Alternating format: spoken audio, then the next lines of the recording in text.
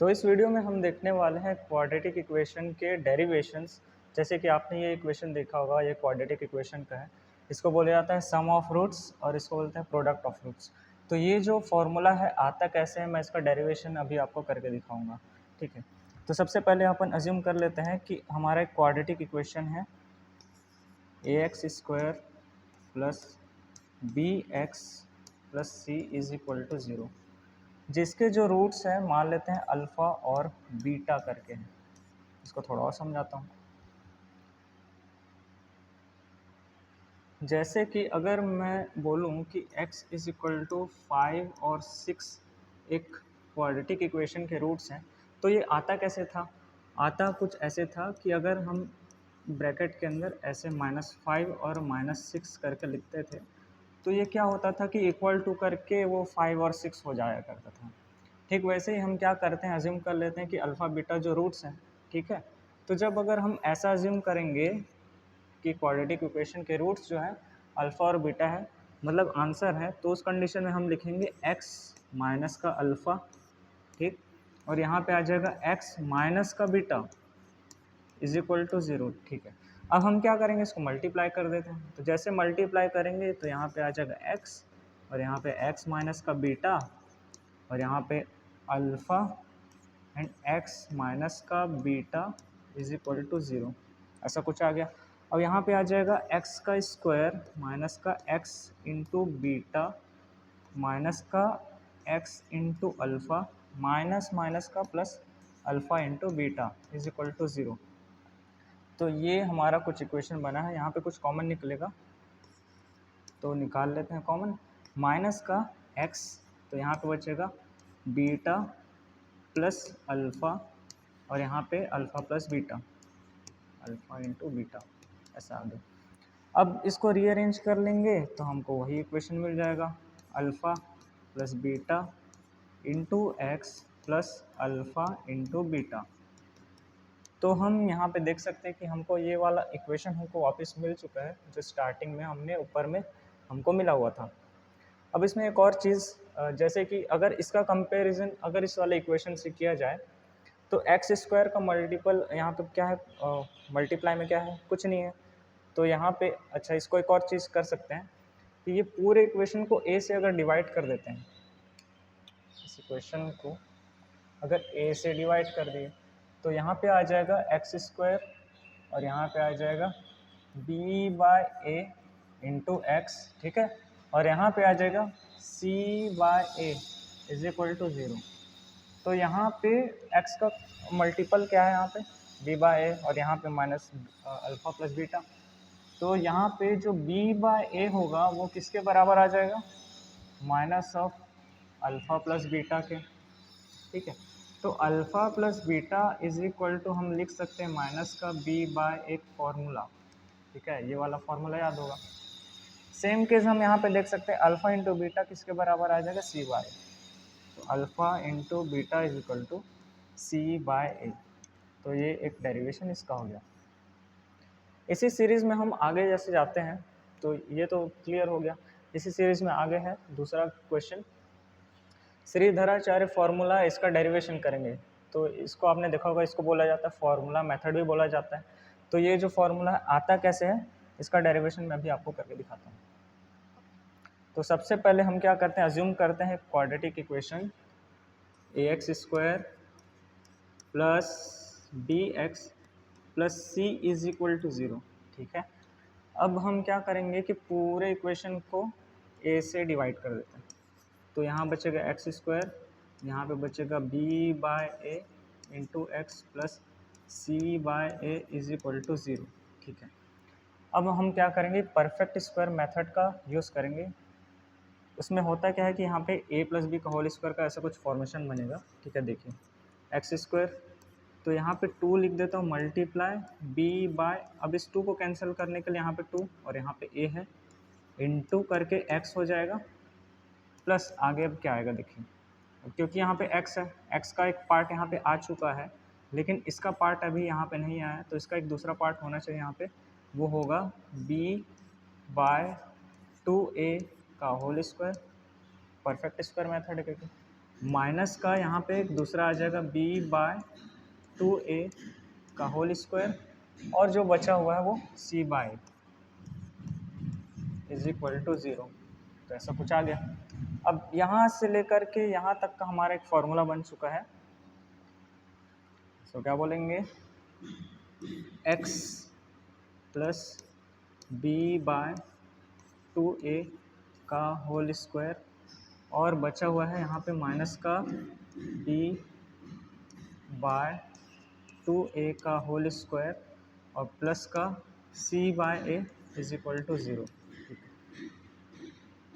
अब ये जो सारी चीज़ें हैं इसको हम शिफ्ट कर देते हैं लेफ़्ट साइड, तो हमारे पास आ जाएगा x प्लस b/2a का whole square is equal to b square 4a square minus का c/a। इसको अगर सॉल्यूशन करेंगे तो 4a यहाँ पे इसका एलसीएम आ जाएगा, तो b स्क्वायर माइनस का 4a और c आ जाएगा, और यहाँ पे बचा हुआ है x प्लस b/2a का होल स्क्वायर। अब ये जब स्क्वायर जा कर के इधर जाएगा तो रूट में चेंज हो जाएगा, ठीक है।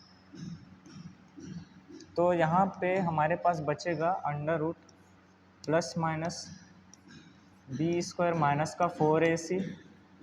अब यहाँ पे जो 4a स्क्वायर है, 4a स्क्वायर जो है यहाँ पे बचेगा केवल 2a, 4 बाहर निकल जाएगा, 4 2 के फॉर्म में, a स्क्वायर a के फॉर्म में निकल जाएगा, और इधर बचा है x प्लस b/2a। अब इसको भी इधर शिफ्ट कर देते हैं तो हमारे पास आ जाएगा x is equal to minus का b/2a plus minus under root b square minus का 4ac डिवाइडेड बाय 2a, ठीक है। अब हम क्या करेंगे, अगर इसको एलसीएम देखेंगे तो यहाँ पे 2a यहाँ पे एलसीएम आ रहा है, माइनस का b plus minus under root b square minus का 4ac। तो यहाँ पे x का ये जो वैल्यू आ चुका है हमारे पास, और यही है हमारा श्रीधराचार्य का फॉर्मूला। तो हमने भी इसे डेराइव कर लिए हैं, और ये तो एक काफ़ी बड़ा है। एक और लास्ट, आपने जैसे ग्राफ बनाया होगा कि क्वाड्रेटिक इक्वेशन में जैसे हमने ग्राफ बनाया, तो एक टॉप वाला पॉइंट होता है, उसको कभी कभी इस फॉर्मूले से डिफाइन करते हैं, -b/2a और -d/4a करके। तो मान लेते हैं कि ना ये वाला जो एक पॉइंट है, एक रूट ये है, तो ये रूट को मान लेते हैं एक अल्फ़ा कॉमा 0, ठीक है, और दूसरा वाला जो रूट है वो मान लेते हैं बीटा कॉमा 0, ठीक है। अब ये वाला पॉइंट आता कैसे था, तो मैंने बताया था कि ये वाला जो पॉइंट आता था alpha plus beta divided by 2 करके आता था, सही बात। तो अल्फ़ा प्लस बीटा को हम क्या लिख सकते हैं आगे करके, माइनस का b/a, अभी हमने डेरिवेशन किया, नीचे है 2, तो यहाँ पे आ जाएगा माइनस का b/2a फॉर्मूला। अब ये जो होता है कि -b/2a, जब इस वाले वैल्यू को हम क्वाड्रेटिक इक्वेशन में रखते हैं तो ये वाली वैल्यू आती है, ठीक। तो यहाँ पे हम लोग को क्वाड्रेटिक इक्वेशन लानी पड़ेगी, तो वो क्वाड्रेटिक इक्वेशन है ax square plus bx plus c is equal to 0, ठीक है। अब यहाँ पे x की जगह हम क्या रखेंगे, -b/2a का जो वैल्यू उसको रखेंगे, उसको जैसे ही रखेंगे फिर हमारे पास क्या आता है देखते हैं, माइनस का b/2a का whole square plus b into यहाँ पे आ जाएगा माइनस का b/2a, ठीक है, प्लस का c इज इक्वल टू, अभी यहाँ पे इक्वल टू 0 नहीं करेंगे, अब यहाँ पे कुछ आ रहा होगा, इसको सॉल्यूशन करते हैं तो यहाँ पे आ जाएगा a into b square divided by 4a square, square है तो ऐसा आ गया, माइनस है तो यहाँ पे माइनस आ जाएगा b square divided by 2a plus का c आ जाएगा, ठीक है। अब इसी को आगे और चलते हैं, तो यहाँ पे हम देखेंगे कि यहाँ पे a जो है इसको कैंसिल कर रहा है, तो यहाँ पे बचा b square divided by 4a minus का b square divided by 2a plus का c। अब इसको और आगे सॉल्व करेंगे तो हमारे पास आ जाएगा 4 यहाँ पे एलसीएम, ठीक है, यहाँ पे कुछ नहीं है तो 1 कर लेते हैं, तो यहाँ पे बचा बी स्क्वायर माइनस का 2 और बी स्क्वायर और बचेगा यहाँ पे प्लस का 4ac, ठीक है, ऐसा कुछ आ गया। अब ये जो चीज़ है यहाँ पे देखते हैं हमारे पास आ रहा है माइनस का बी स्क्वायर प्लस का 4ac और होल डिवाइडेड बाय 4a। तो इस इक्वेशन में अगर मैं माइनस कॉमन निकाल लेता हूँ तो मेरे पास बचेगा बी स्क्वायर माइनस का 4ac डिवाइडेड बाय 4a। तो अगर आपको याद होगा कि यहाँ से यहाँ तक का ये जो चीज़ है इसको बोला जाता है डिस्क्रिमिनेटिव डी, ठीक है। तो जब हम इसको ऐसा रिप्लेस कर देते हैं डी से तो हमारे पास आंसर आ जाएगा इसका माइनस का डी डिवाइडेड बाय 4a, ठीक है। तो इस तरह से हमने ये जो पॉइंट था उसका भी वैल्यू हमने निकाल लिया कि यहाँ पे माइनस डी बाय 4a क्यों आता है।